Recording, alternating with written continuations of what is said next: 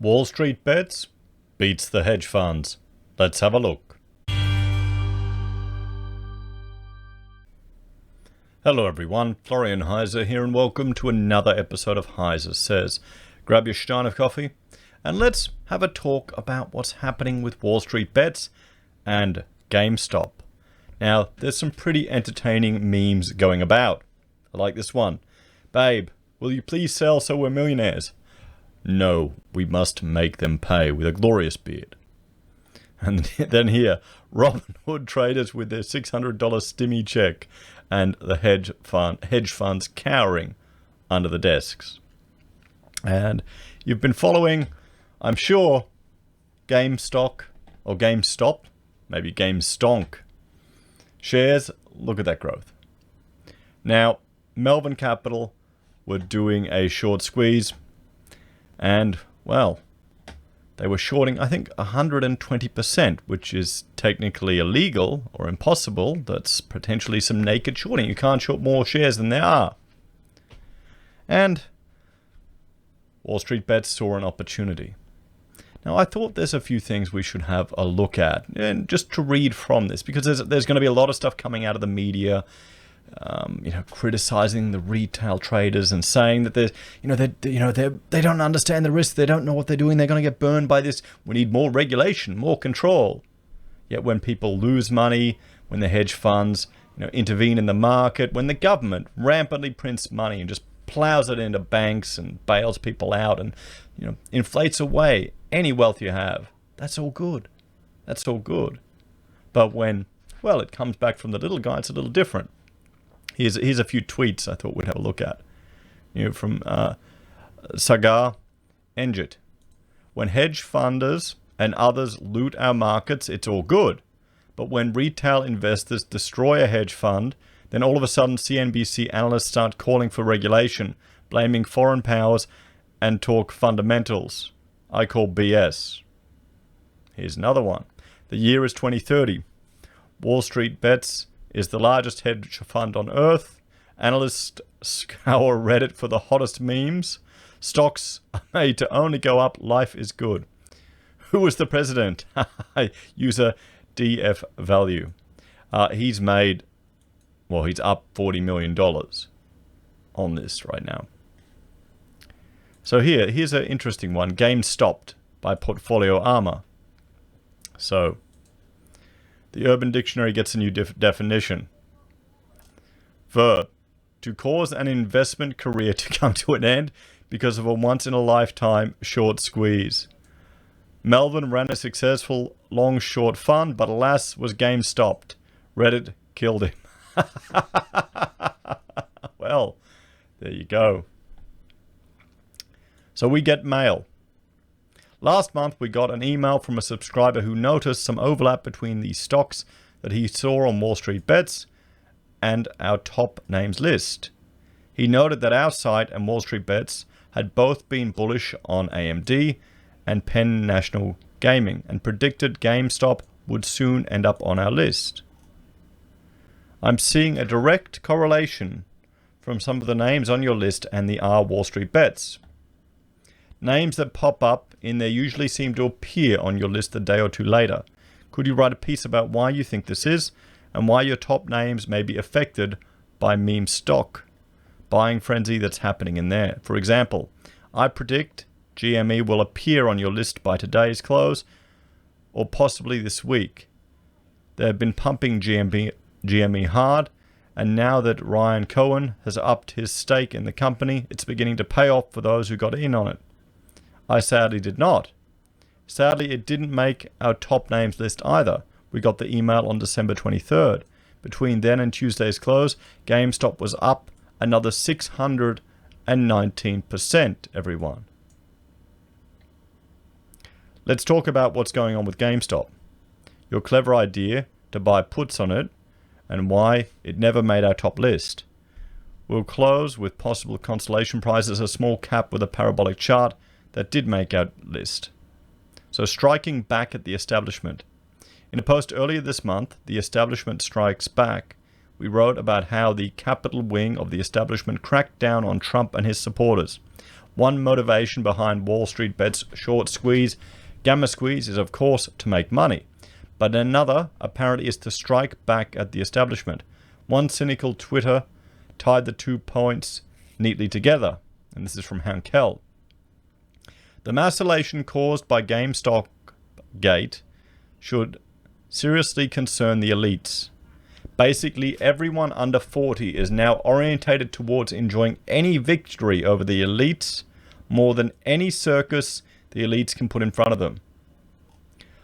Lobbing the Trump grenade into DC was fun. Eventually, they shut that down by taking away the ability to participate in elections. And I know that's contentious, but you've got to realize there are a whole lot of people that don't trust the outcome of the election. They just, they don't trust it. They've lost faith in the system. Blowing up a bunch of Cohen's bank accounts is fun. Eventually, they will shut this down too by taking away the ability to participate in the markets. The Cohen he refers to is Stephen A. Cohen, whose .72 asset management, along with Citadel, had to pour additional billions into Melvin Capital as Melvin got GameStopped. Wall Street poster Quincy Jur expressed similar sentiment in a popular post on the board earlier Wednesday.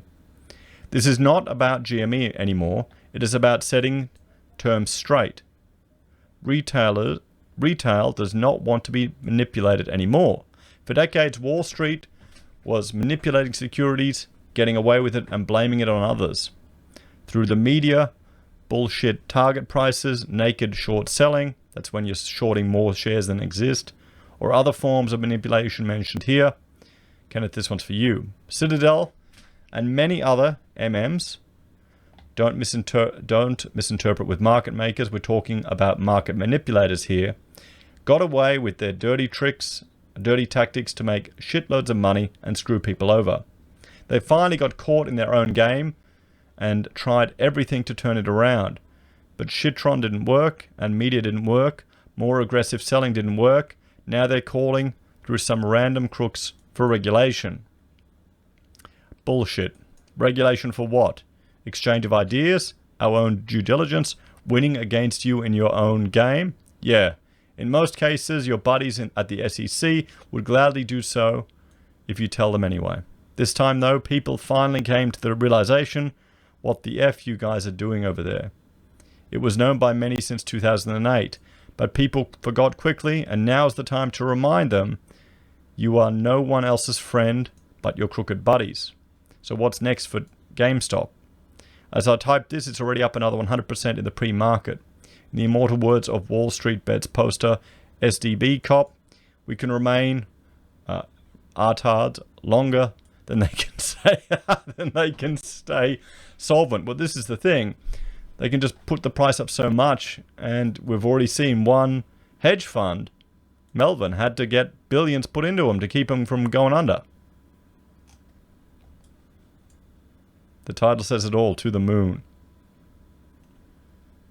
So, let's have a look at this open letter.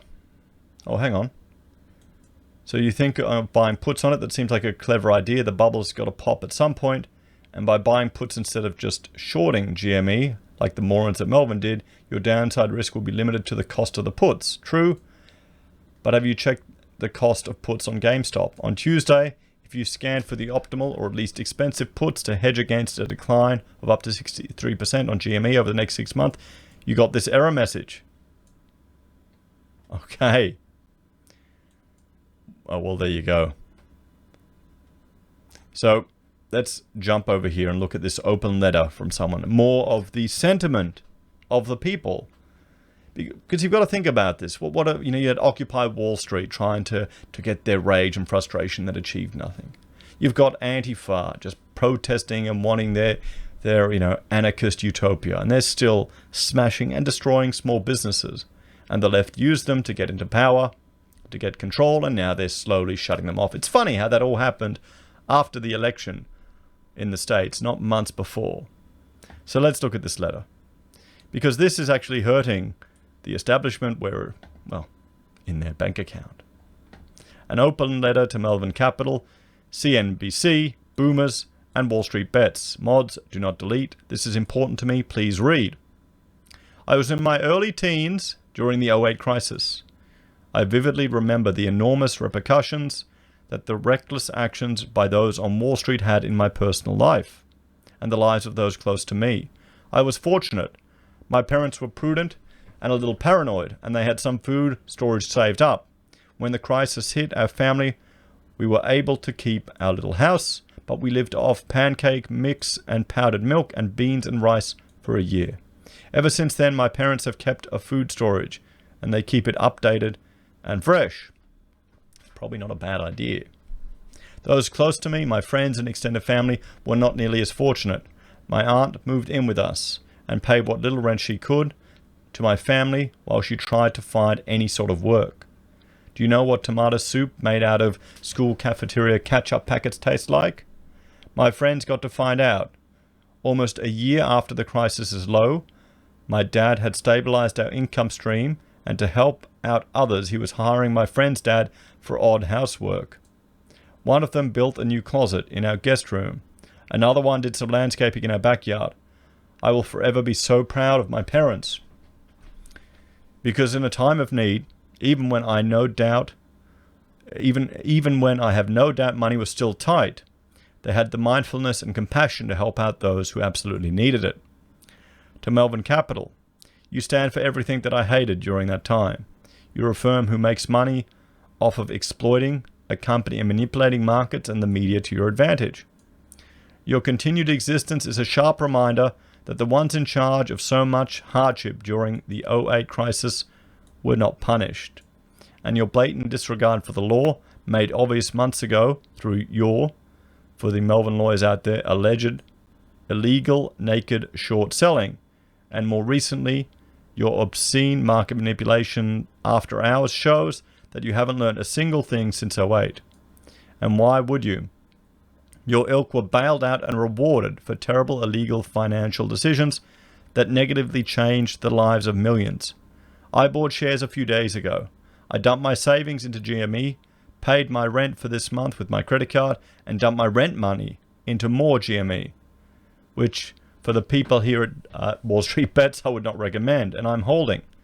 This is personal for me and millions of others. You can drop the price of GME after hours to $120. I'm not going anywhere. You can pay for thousands of Reddit bots. I'm holding. You can get every mainstream media outlet to demonize us. I don't care. I'm making this as painful as I can for you. Someone wants revenge. To CNBC, you must regard your short-term gains through promoting institutions' agenda is just that, short-term.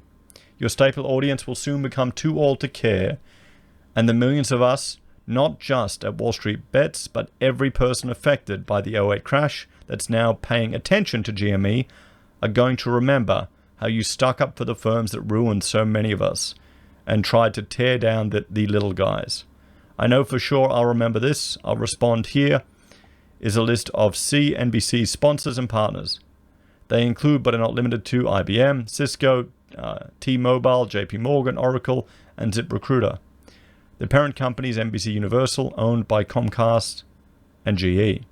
To the boomers, and all people close to that age, just now paying attention to these millennial blog posts, you realize that even if you weren't adversely affected by the '08 crash, your children and perhaps grandchildren most likely were.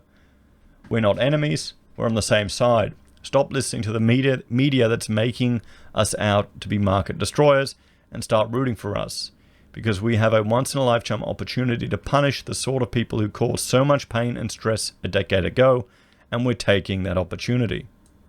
Your children, your grandchildren might have suffered, as I described, because of the institutions that we're fighting against. You really want to choose them over your own family and friends. We're not asking you to risk your 401k or retirement funds on a single GME bet.